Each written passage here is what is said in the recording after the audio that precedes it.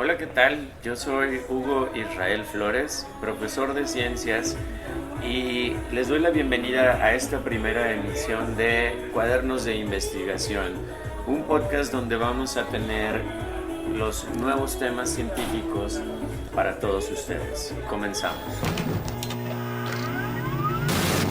What's going on? Cuadernos de Investigación, divulgación científica en podcast.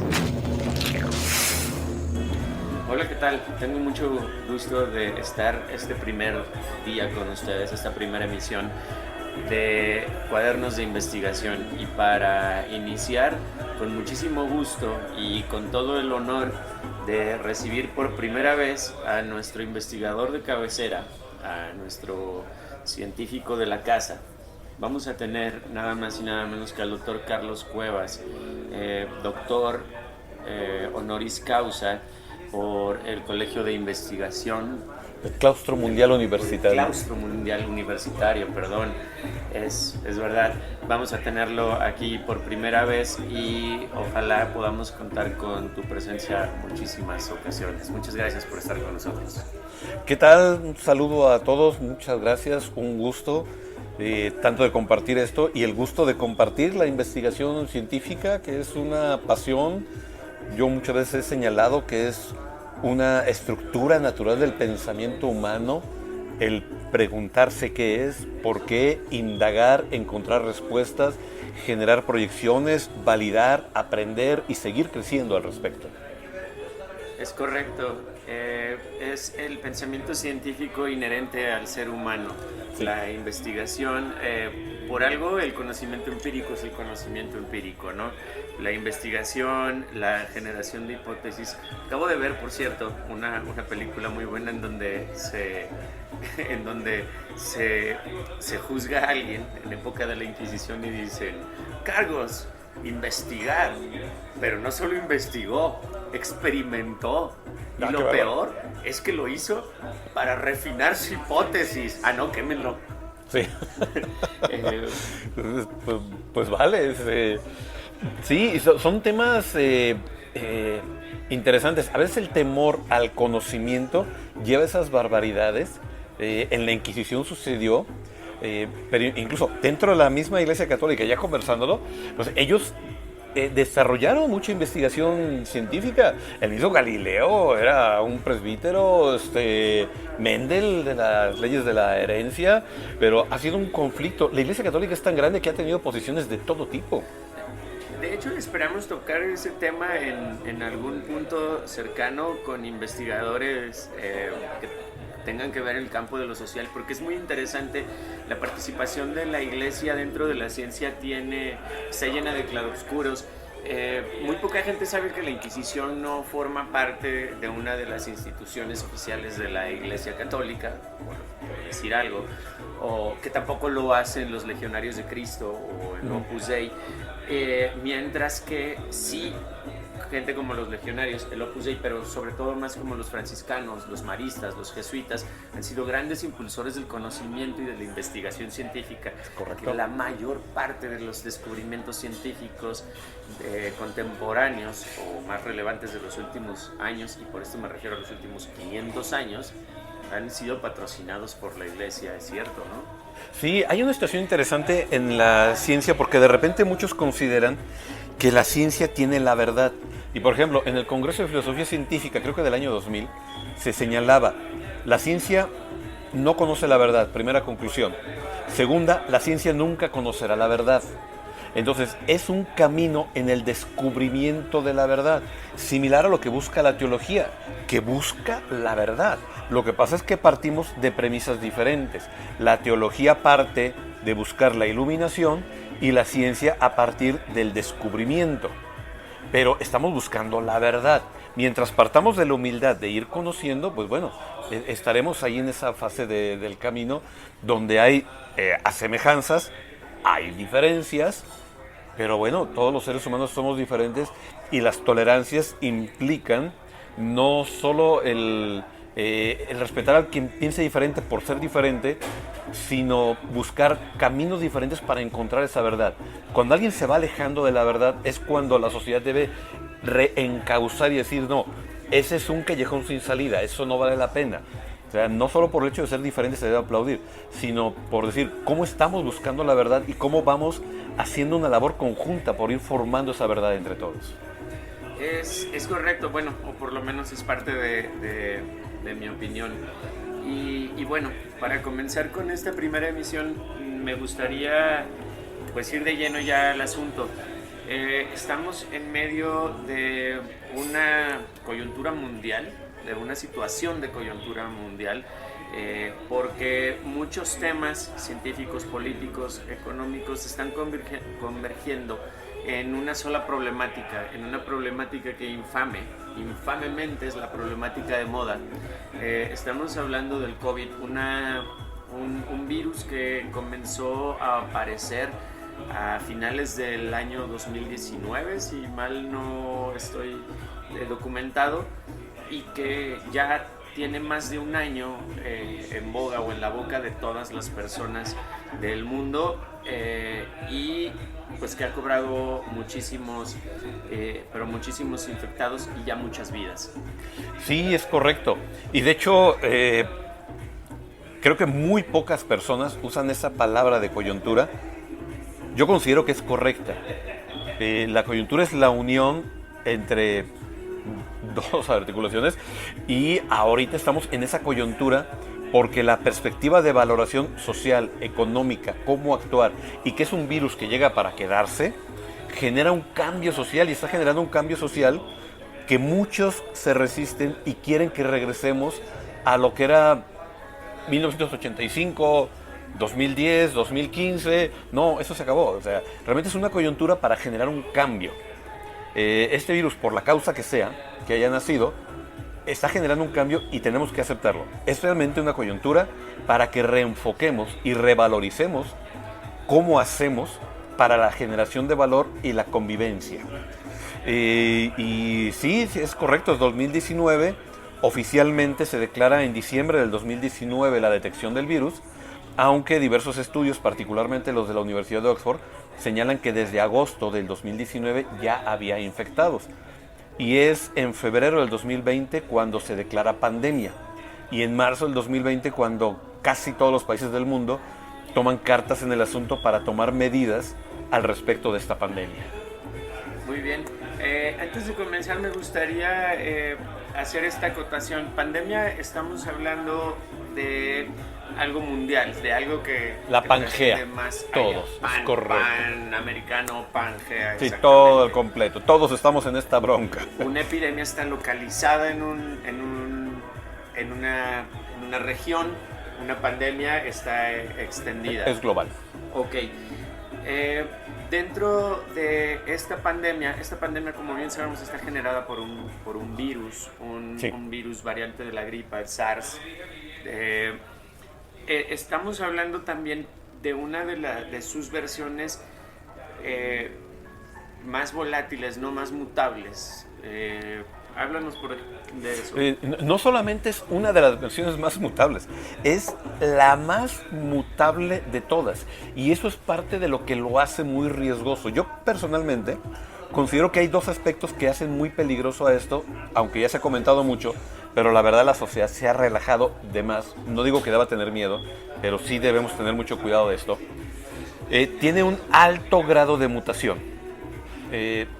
Hoy se puede decir que la variable Delta tiene el 60% de los infectados en el mundo, pero te puedo decir que hay más de 500 variaciones en todo el mundo.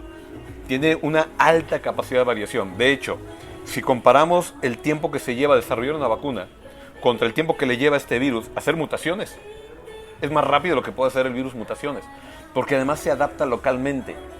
Puede ser diferente y de hecho ya la Universidad de Guadalajara, por ejemplo, hizo secuenciación e identificó que Jalisco tenía su propia cepa. Si hiciéramos más secuenciaciones, detectaríamos que prácticamente por regiones tenemos cepas, más las adaptaciones que va generando, y lo hace rapidísimo. Tiene una capacidad formidable de generar cepas. Hay un tema interesante.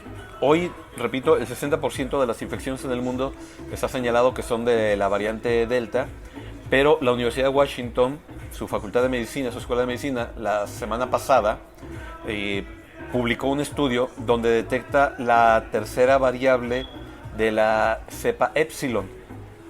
En cuestión de evadir la inmunidad que generan las vacunas que tenemos hoy de Pfizer, Moderna, Johnson, etcétera, de todas ellas, de la doble barrera que generan, la primera barrera se la brinca al 100%. La segunda barrera la detiene aproximadamente el 50%.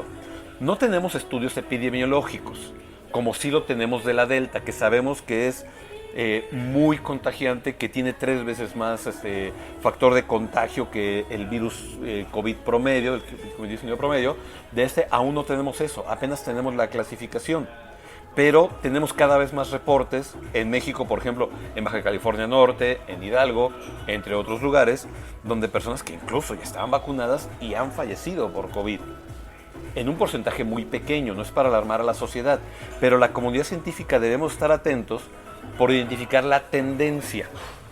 Platicando, conversando con investigadores en Estados Unidos, señalan su preocupación de decir, oye, es que no es un caso aislado.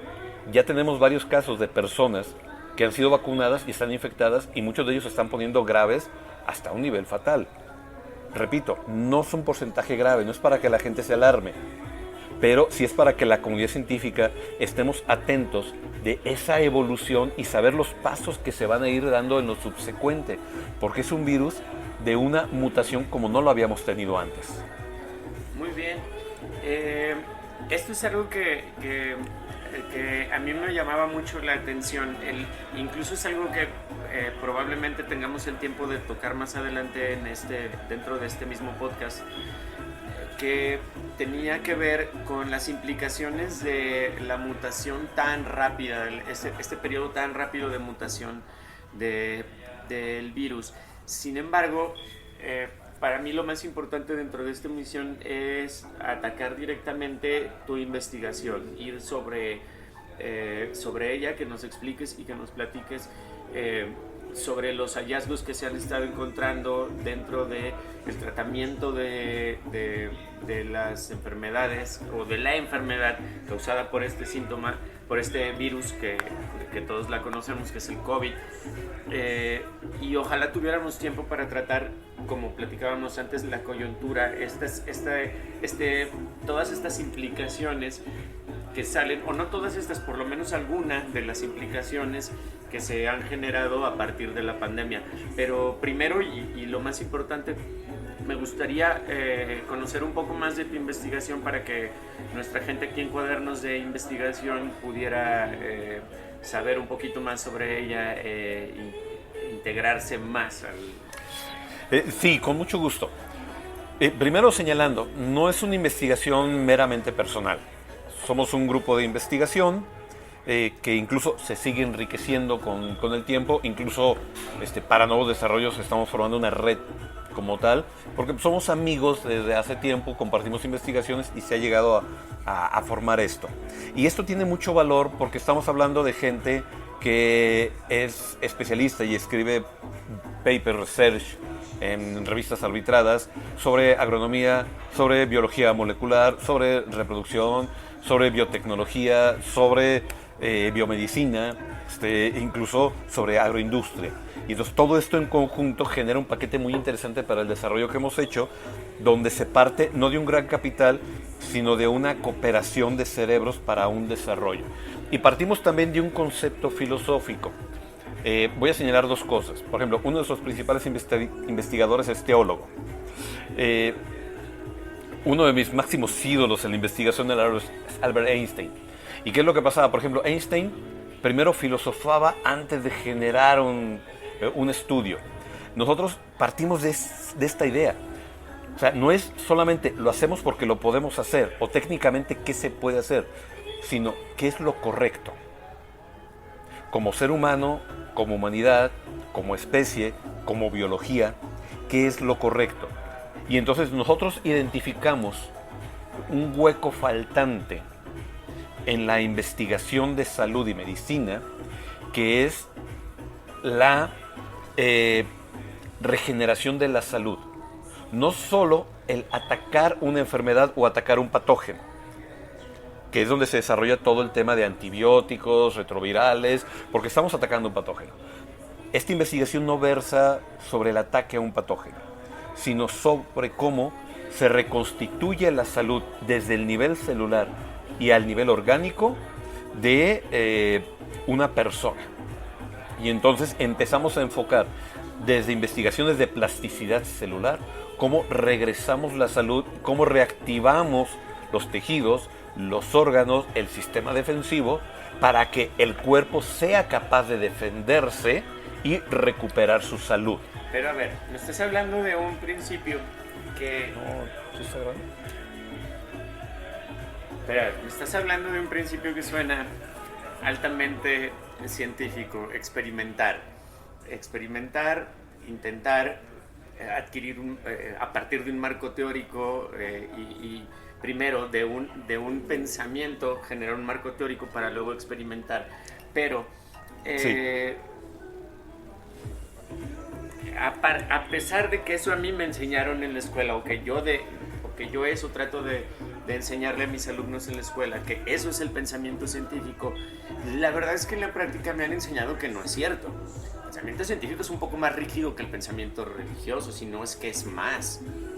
Porque en la religión la gente sabe que tiene fe, que no lo puede comprobar, pero que tiene fe. Mientras que en la ciencia, yo conozco mucha gente que no cree en la plasticidad celular ni nada nuevo. O sea, si no es patología, si no es un analgésico, si no es un antibiótico, si no es una bacteria, si no es matar a la enfermedad o programar al cuerpo, enfermarlo para que se acostumbre a estar enfermo y por ende se haga un cuerpo fuerte pese a tener agentes patógenos externos. Sí, que es la vacuna. A mí exactamente, la vacuna o los analgésicos que solo te curan el síntoma o los antibióticos que matan el bicho. A mí me han dicho que son las únicas formas. Uh-huh. Pero tú me estás diciendo que a partir de otra forma en la que más bien le estás diciendo al cuerpo, cúrate, ¿el cuerpo se va a curar? Sí, y hay dos temas. Se va a poner padre eso. Por ejemplo, en la ciencia no es un tema terminado.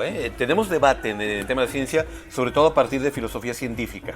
Hace rato señalaba el Congreso de Filosofía Científica, donde hay debates donde ciertamente rebatimos qué es la ciencia. Y te voy a poner un ejemplo.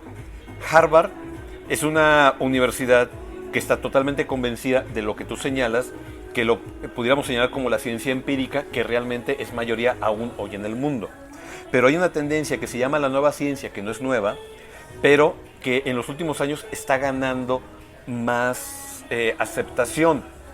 Incluso un ejemplo interesante es la Universidad de California, la UCLA, donde abraza fuertemente lo que es la física teórica y la ciencia teórica, que el ser teórica no implica que sea solamente elucubraciones o hipótesis, sino señala, hay momentos en los que no tenemos la capacidad técnica de demostrarlo, pero ello no implica que no sea verdad.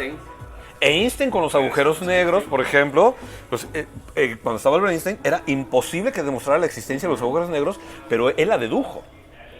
De hecho, una de las primeras conmociones que causó Albert Einstein fue cuando calculó el desvío de la luz de una estrella en un eclipse. Que se comprueba después en Chile. Que se comprobó después, posteriormente, exactamente. Se comprobó después, él la calculó previamente a partir de todo el análisis. Cuando ya hubo la capacidad de demostrarlo, se hizo. Y conforme ha ido pasando el tiempo, se han ido demostrando las posturas de Albert Einstein. Albert Einstein murió y la mayoría de sus postulados no pudieron ser demostrados. La Universidad de la UCLA abraza esta teoría de pensamiento científico.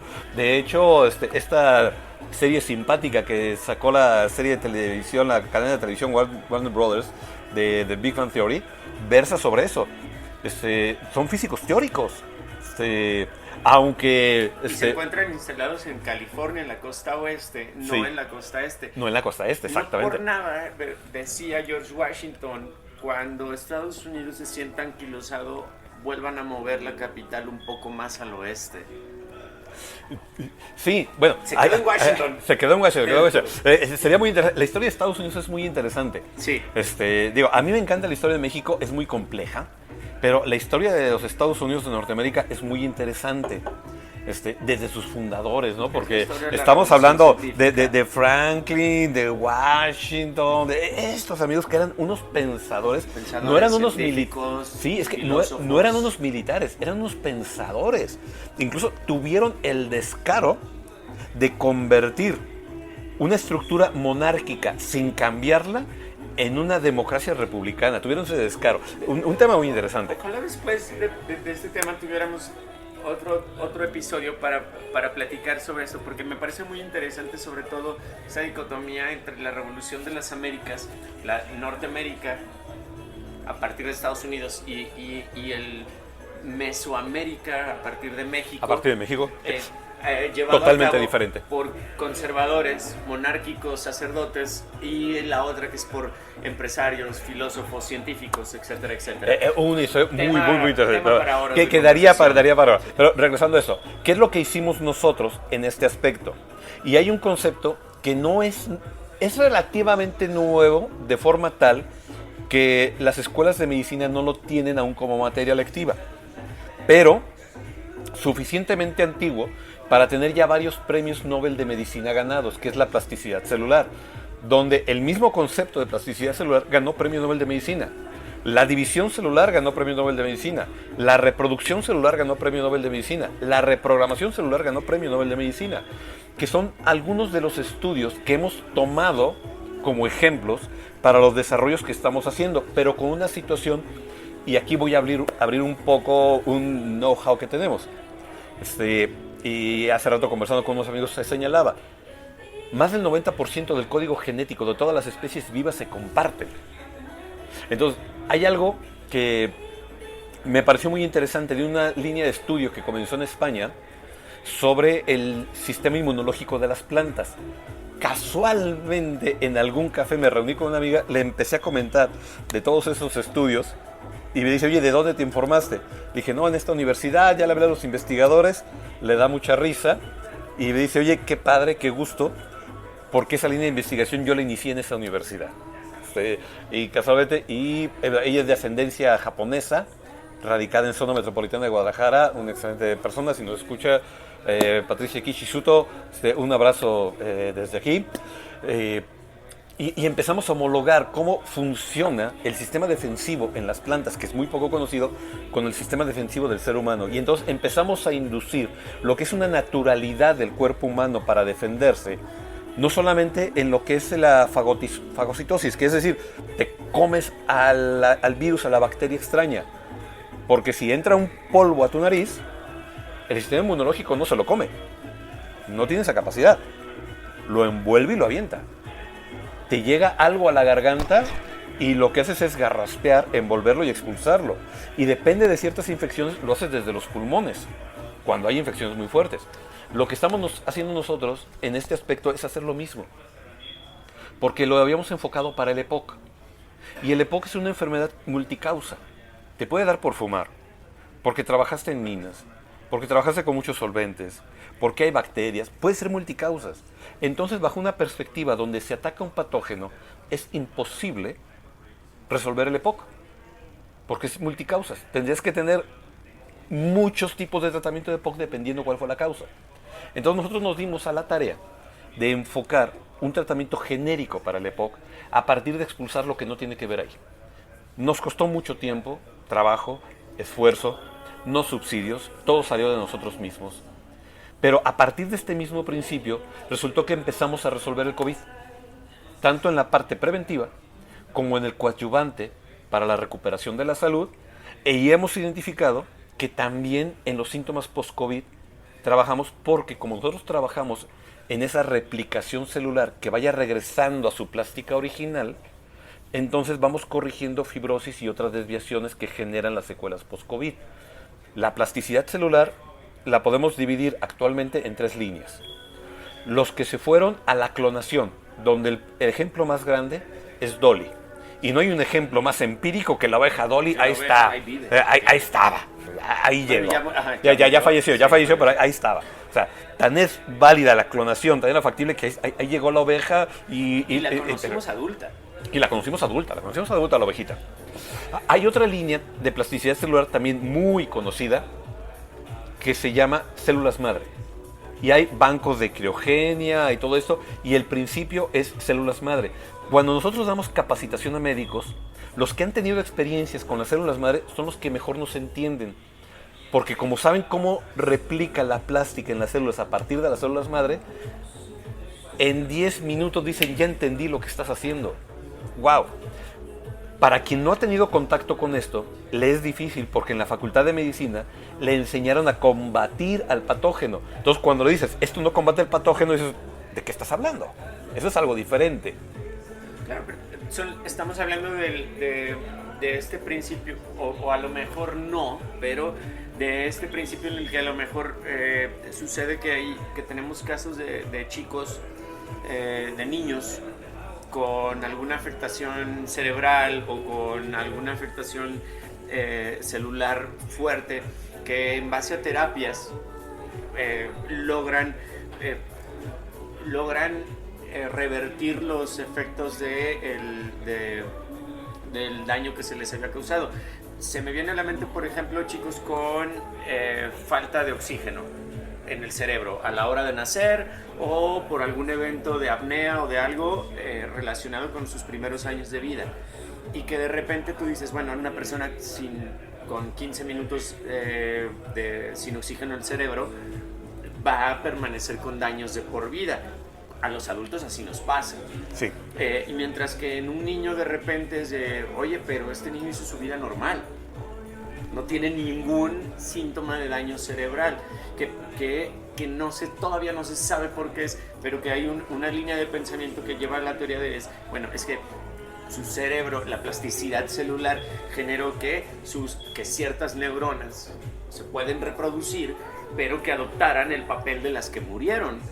Sí, es correcto. De hecho, por ejemplo, en la vida vegetal, que a veces lo tomamos como ejemplo, cuando está germinando una planta, primordialmente se generan ciertas enzimas para que se generen determinadas funciones, porque es el momento histórico de su vida para desarrollar. Y así, por ejemplo, un germen de papaya tiene más papaína que una planta adulta. Por eso, incluso en muchas culturas orientales, hay una costumbre de comer germinados. Sí, el germen. ¿Por qué? Porque son más ricos en ciertas enzimas que promueven la reproducción celular, porque están creciendo las células, no la reproducción de especie. Ese es ya cuando es adulto y el adulto tiene capacidad de procrear. Pero cuando el espécimen está creciendo, esos factores enzimáticos son más elevados. Cuando el bebé nace, la parte neuronal está creciendo. De hecho, es el momento en que se están generando más sinapsis, porque el bebé no nace sabiendo lo que es mamá, lo que es leche, lo que es hambre, lo que es popó, etc. Pero tiene una serie de dendritas abiertas y una alta estimulación a la reconexión y a la reproducción neuronal y a la plasticidad neuronal, porque está creciendo, está formando su cosmovisión y su conocimiento básico. Esa parte es muy alta. Si hay daños neuronales en ese momento, caramba, es cuando más fácil los puede regenerar. Alguien ya de mi edad, tener ese tipo de problemas, dices, oye, esa fase de desarrollo ya pasó. Ya se hizo. Ya se hizo. Es como decir, oye, esta papaya es adulta. A ver, las enzimas que generan la papaína, no, ya son poquitas, nada más las que vayan saliendo las semillas del fruto. Ya en general son bajas porque no es lo que requiere su etapa histórica de vida. Nuestro cerebro ya sabía cómo se decía papá y se dañó la parte del cerebro que decía papá y ya no puedo decir papá. Sí. O lo que le pasó a estas personas de la isla del Pacífico Sur, que un cataclismo dejó solo a 20 personas vivas y se tuvieron que reproducir entre ellos. Y entonces las primeras generaciones eran daltónicas. Sí.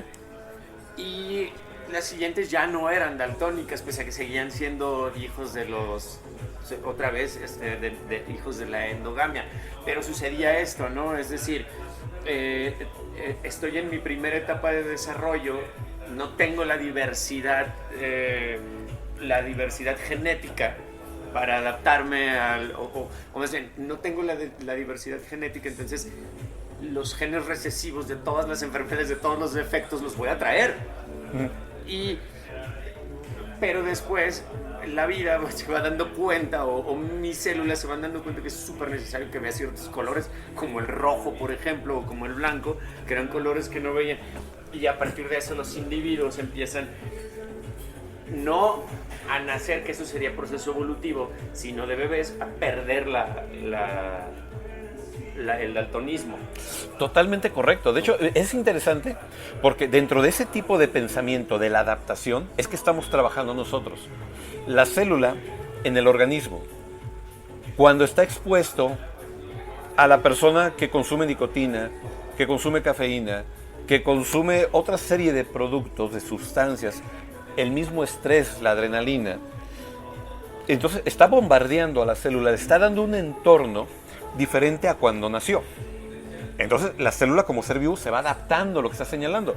Entonces esa célula se va adaptando. Si hay daños, si hay enfermedades, si hay tumores, si hay heridas, la célula se adapta a esas circunstancias para sobrevivir. Nosotros lo que estamos haciendo es regresarlo a, acuérdate de quién eres, regresarle a esa información.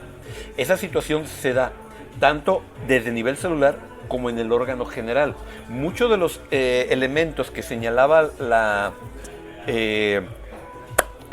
no se llama filosofía, sino estos cuentos egipcios del cíclope y todos ellos, mitología, Sí, mitología. de la mitología, muchos de estos seres existieron por la misma endogamia que está señalando, que se fuera dando, más sin embargo, después se van adaptando.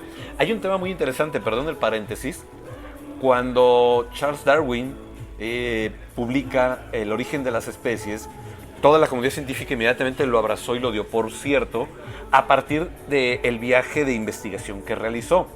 Pero en su momento había un debate interesante entre la postura evolutiva aleatoria que defendía Charles Darwin y una postura evolutiva intencional que defendía Lamarck. No recuerdo el nombre de pila, Lamarck, donde, por ejemplo, Lamarck decía, la jirafa tiene un cuello largo porque necesitaba un cuello largo para alcanzar las hojas. Mientras Darwin señalaba, los que tuvieron cuello largo son los que sobrevivieron y son los genes que evolucionaron.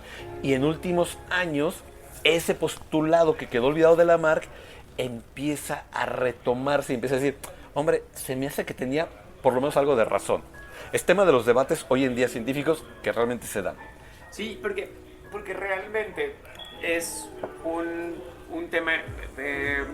con Darwin pasa lo que pasa con Einstein, ¿no? Este salto cuántico en la información que de repente puede ser tomado para algunos como Biblia y para otros como un cuestionamiento en lo más profundo de sus creencias, cuando en realidad ni uno de los dos van por ahí. Cuando a lo mejor solo van por el decir, bueno, estas son mis nuevas observaciones, yo no quería hacer enojar a nadie. Sí. Y así como Darwin no quería contraponer a Lamarck, solo eran sus observaciones. Totalmente, sí, no, es que el verdadero científico... Y cuando a lo mejor la postura real va en algún lugar en medio de los dos. Es decir, No, sí, claro que hay una mutación, como lo defiende Claro. Darwin. Sí. Y es obvio que también puede esa mutación ser producto de una plasticidad celular que diga, sí, es que él necesitaba mutar de esa forma. Sí, hay un tema interesante. Hoy en día se reconoce a la célula como la unidad básica de conciencia, lo que ya implicaría una intención. Y estoy de acuerdo. El verdadero científico no busca tener la razón, busca la razón. Y entonces, si hay algo que satisface el razonamiento, vamos investigándolo, vamos analizando. El verdadero científico no se obsesiona con tener la razón. Está abierto a razonar en búsqueda de la verdad, sabiendo, como decía Popper, que es de los filósofos de la ciencia, para mí es de mis favoritos, Popper, es un genio. Es decir, no es el tener la verdad, porque no la alcanzamos.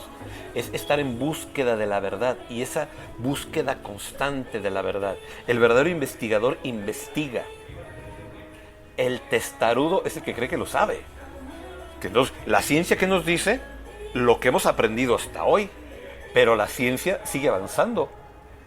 De hecho, de la semana pasada a esta semana, el caso COVID, tenemos más conocimiento, más descubrimiento, sigue avanzando y todos seguimos avanzando. La ciencia es tener las preguntas correctas y la metodología para irnos acercando a la verdad. Aprender a conocer. Aprender a conocer, totalmente. Vamos, porque nos queda poco tiempo, así son los medios, entonces yo creo que nos quedarían 10 minutos y hay que hablar de Nasoil, porque estamos teniendo este primer episodio de podcast súper a gusto, en un lugar súper bonito aquí en Guadalajara, gracias al doctor Carlos Cuevas y a la gente de Nasoil. Por favor, antes de irnos, háblanos de Nasoil y prométenos regresar a otro episodio para seguir no solamente debatiendo sobre estos interesantísimos temas científicos, sino para que nos sigas hablando del desarrollo que están haciendo ustedes con Nasoil. Sí, mira, Nasoil parte de este tipo de pensamiento donde identificamos que la célula evoluciona acorde a sus condiciones, no de manera aleatoria. Y entonces, ¿qué es lo que generamos? Le generamos un ambiente celular para que se reproduzca en salud. Eso que ha permitido, entre otras cosas, que tengamos recuperación de las secuelas post-COVID. Fibrosis pulmonar, miocarditis, etc. ¿Qué también tenemos al respecto? Que como no atacamos a un patógeno, sino favorecemos que el sistema inmunológico expulse al patógeno correspondiente, entonces expulsamos al virus mediante un envolverlos entre humedad y aceite corporal. Entonces, si evoluciona el virus, no nos preocupa, porque, por ejemplo, la variante 3 de la cepa Epsilon, que les preocupa mucho y que está generando muchos problemas por lo identificado, aunque no tenemos todavía los estudios epidemiológicos, pero vi la secuenciación y sigue siendo glucolípido con espigas de proteína. Y Nasoil envuelve a los glucolípidos con espigas de proteína y los expulsa. Entonces no nos preocupa que mute. Tenemos un factor de protección muy elevado en cuanto a la situación preventiva, porque impide o dificulta mucho el que el virus ingrese a la célula blanda, ya que el código genético ACE2, que es por donde ingresa, es el que desde hace 10 años ya tenemos experiencia de estarlo modificando, que es lo que tratamos para pacientes diabéticos. Entonces nos funciona para preventivo, nos funciona para coadyuvante en la recuperación y nos funciona para recuperaciones en post-COVID. Y ahora, no es un tratamiento único. Yo muchas veces les he señalado, el médico tratante es el artista del cuerpo. No hay una persona igual a otra, y sobre todo en COVID, no hay una enfermedad igual a otra. Te llega un enfermo con COVID y te llega otro, no son exactamente iguales. El médico tratante es el artista, es el que hace el diagnóstico, es el que dice, tú estás en estas condiciones, y es el que termina de ajustar. Nosotros estamos informándole a los médicos tratantes nuestros desarrollos, nuestras investigaciones, la farmacodinámica, la biodinámica, la farmacocinética, etc. Pero el médico es el que decide cómo usarlo. Ventajas que tenemos, no hay efectos secundarios, no hay secuelas, no hay efectos acumulativos, lo puedes usar toda la vida, 3 veces al día, y no te va a generar ningún daño en el absoluto, todo lo contrario. Es como un suplemento alimenticio que también fuera medicina. Es como un suplemento alimenticio que fuera medicina.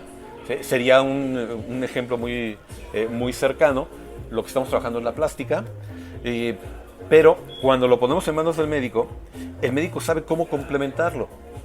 Entonces, honestamente, la posología que hoy tenemos no la sacamos nosotros del laboratorio, como lo hacen generalmente los laboratorios. Nosotros la hemos obtenido a partir de la retroalimentación con los médicos en el campo de batalla. Es decir, yo lo apliqué con esas personas y pasó esto. Lo apliqué con esas personas y pasó esto. Otro médico lo apliqué con esas personas y pasó esto. Y hemos ido haciendo el consenso. Y tanto de los médicos que nos alimentan con información, hacemos el compendio, hacemos análisis de método de caso y lo regresamos a toda la red de médicos. Y ese modelo lo estamos continuando. Hay mucha información al respecto y nosotros encantados de la vida de estar compartiendo todas las experiencias que hemos tenido, porque sí se han ganado experiencias y han sido realmente muchos casos muy hermosos de cómo la gente recupera la salud incluso cuando se sentían perdidos. Me gustaría, y digo, se los prometemos a todos los que nos siguen aquí en Cuadernos de Investigación, que vamos a seguir teniendo al doctor Carlos Cuevas, va a ser nuestro investigador y nuestro científico de cabecera. No podemos prometerles tenerlo siempre por cuestiones de agenda, pero sí va a ser uno de los investigadores que más tengamos aquí en este espacio. Y sobre todo para que nos siga hablando de todo esto, porque mientras tengamos el COVID seguirá siendo uno de los temas recurrentes, pero hay otros temas que tocaste que se me hacen muy interesantes. Sin embargo, dentro de esto del COVID hay dos temas que me gustaría extender un poco más en siguientes emisiones. Una es esta forma de generar medicamentos o tratamientos para que el médico sea, lo que dices, el artista del cuerpo.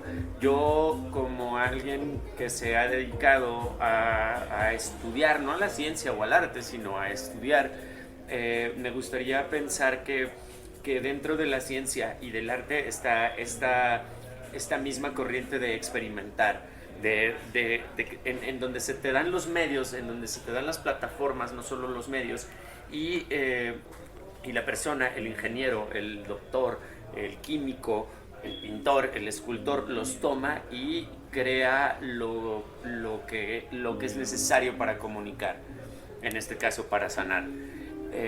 Esta es una, y la otra es, necesitamos entrar más al tema de la plasticidad celular, porque es una nueva forma de ver la reparación del cuerpo humano, más allá de lo que siempre nos han enseñado, que es calma los síntomas o mata al bicho o mata la enfermedad o vete sobre el patógeno.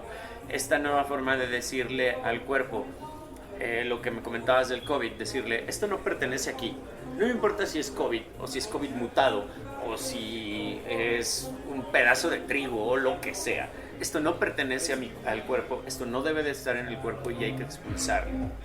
Entonces, por favor, nos gustaría tenerte otra vez más con nosotros y bueno, muchísimas gracias por ser parte de esta primera edición del programa. Muchas gracias a ti, muchas gracias a todos los que nos escuchan y con el gusto de compartir las investigaciones, los avances, los pensamientos, los comentarios y pues vale, estamos para servir. Muy bien, muchas gracias. Entonces, como todos ustedes saben, se los acabo de decir y si no se los dejo muy claro, el doctor Carlos Cuevas va a ser nuestro científico de cabecera. Yo soy profesor de ciencias, sin embargo, toda la información que tengamos va a estar avalada por investigadores y por gente que nos pase bien correcto la información. Vamos a tener científicos investigadores de muchísimas ramas, esperemos de todas, física, química, biología, sociología, porque también ciencia, etcétera, etcétera. Yo soy Hugo Flores, profesor de Ciencias del Instituto Humanista de Emprendedores Asertivos y por primera vez les digo muchísimas gracias por habernos escuchado y acompañado. Síganos aquí y por todas las plataformas de podcast que se les ocurra. Denle like y por favor coméntenos, siempre comenten qué piensan sobre el tema que acabamos de hablar, qué piensan sobre el COVID, qué piensan sobre sus implicaciones, no solamente en la salud, en todos los campos que puedan existir, pero sobre todo recomiéndenos qué temas te interesan, de qué temas quieres que hablemos y siempre juntos vamos a explorar un poco más de ciencia. Hasta la próxima. What's going on? Cuadernos de Investigación, divulgación científica en podcast.